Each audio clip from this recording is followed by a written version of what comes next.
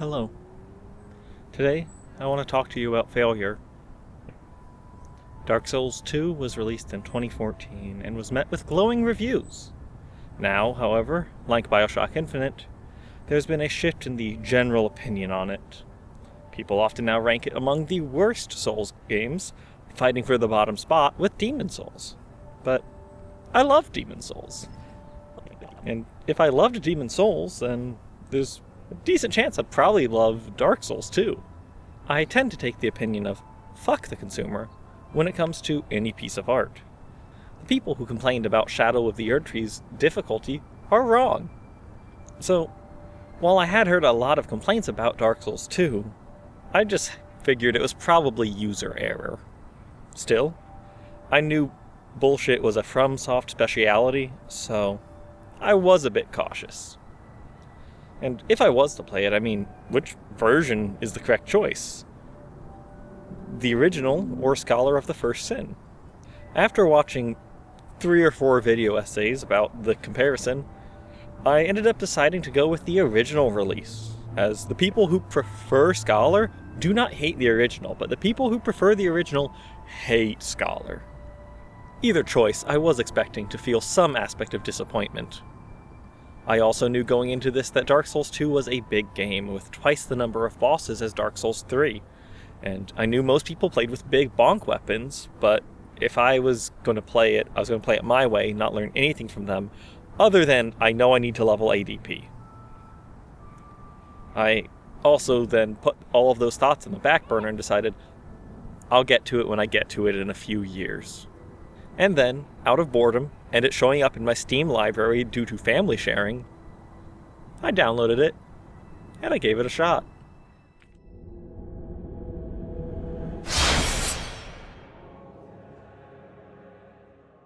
My first impressions of Dark Souls 2 were, this cutscene is too long. And this is way too much dialogue. It isn't really saying anything. I played through the starting tutorial zone just to get a feel for how it plays, and I can't fully explain how, but it just feels off. Compared to how good Demon Souls feels to play, just from the start, this just feels stiff.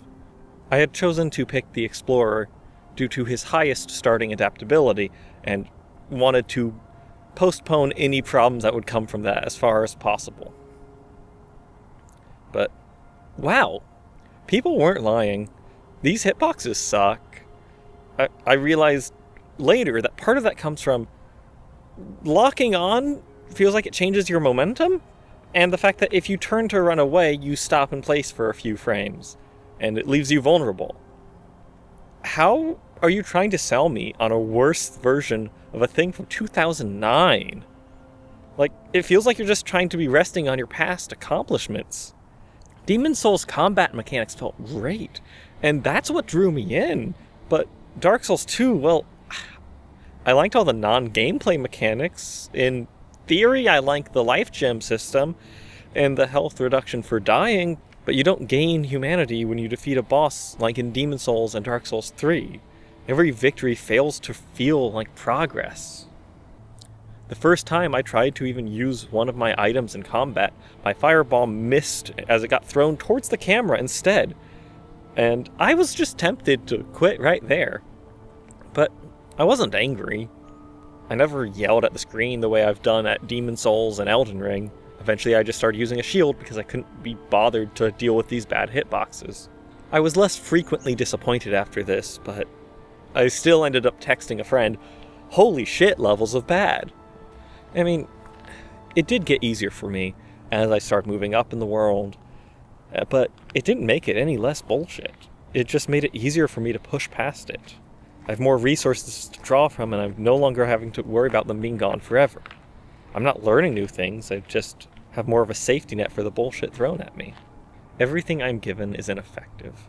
The difficulty is not what I'm up against, but the means of resistance I am given.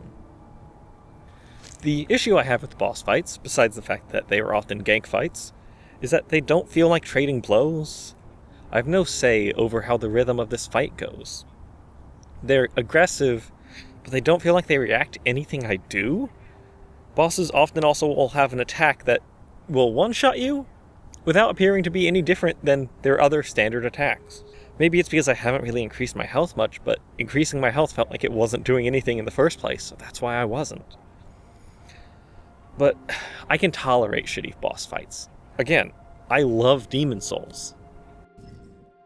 Sure, the gameplay's bad, I expected that, but the vibes were what carried Demon Souls more than the gameplay. So how does that fare? Well, actually, as I think about it, all of these areas are incredibly small and too distinct. And let me explain what I mean by too distinct. Dark Souls 1's open world, the strongest quality of it is how it feels so cohesive. The worlds in Demon Souls are all distinct from each other, but the levels within them are cohesively tied together, going from caves and mines, going from prison cells to towers. It all works. But if you're to ask me which area in Dark Souls 2 connects to the other areas, I couldn't tell you. They're too short to leave any real impression. I couldn't tell you what area No Man's Wharf leads you to, or what area is after Forest of Fallen Giants. And if it's the same location because they meet back around, damn, that's how forgettable that is. I know that two separate areas converge, but I don't remember where. Editing self, let me know. I don't know what was going on in the Doors of Pharos, but none of the enemies were hostile to me, so I walked past them all. If they didn't want to make it a fight, I didn't either. And why do we fight Ornstein again? It feels like it's just there to tell us, we know you like the status quo, and nothing has changed. But it has. Things have gotten worse.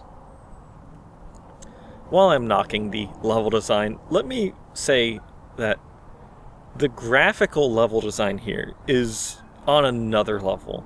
Hyde's Tower of Flame is a stunningly well-designed area, the ruins sticking out of the ocean, being visible from Majula, but then you run through it, and you never return, and there are good qualities here, but it doesn't do anything to draw any attention to them. It feels like it wants me to focus on all it gets wrong. I want to love this game. I really do. Hell, I just want to feel anything from this game, but all it's getting from me is apathy. When I die from bullshit, I don't get angry. I don't yell at it, I don't curse at it, I just sigh. It's so much easier to continue against something when you're angry at it, but I don't have spite for this. Sure, there are some beautiful things to see, but it's just so fleeting. It's hard to let it make an impression.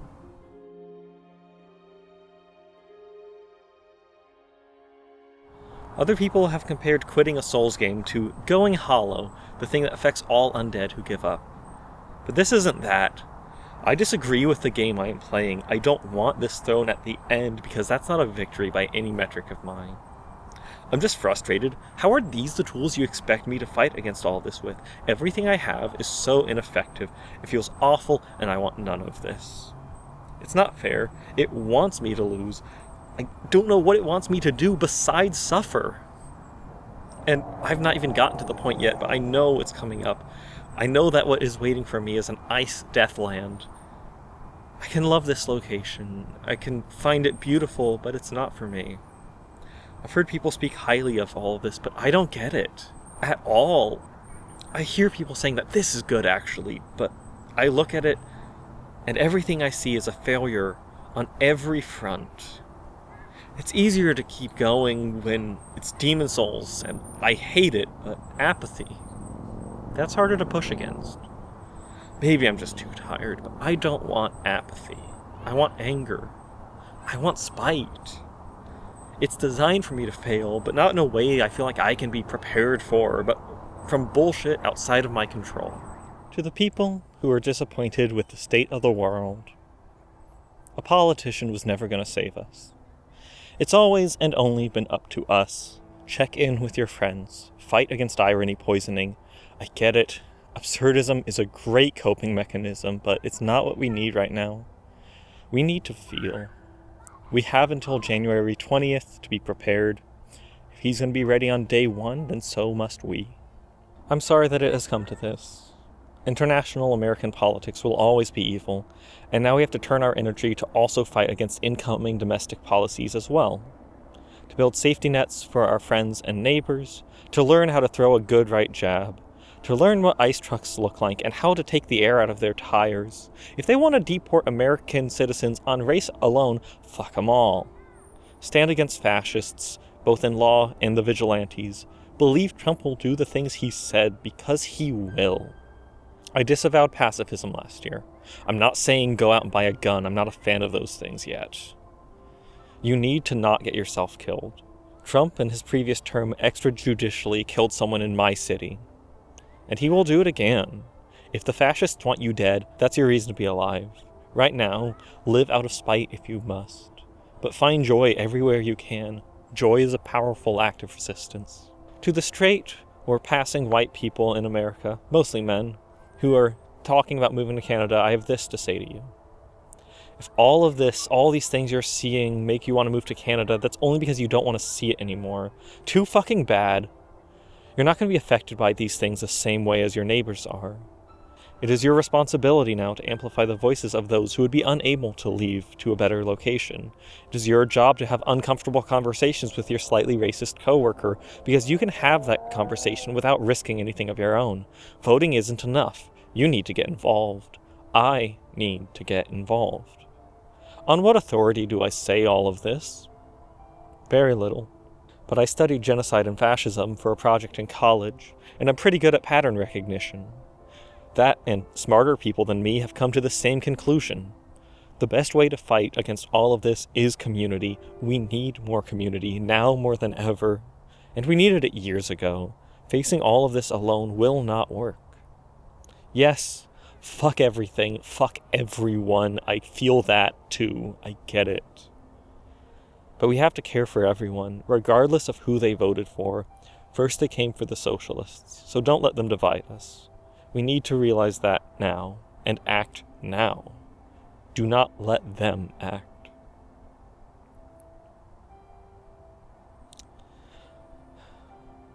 I've not beaten Dark Souls 2, and I don't feel a need to. Putting my effort towards other things is more important than what other people might consider a victory. Sorry if you wanted a Dark Souls 2 video, but this is what you got.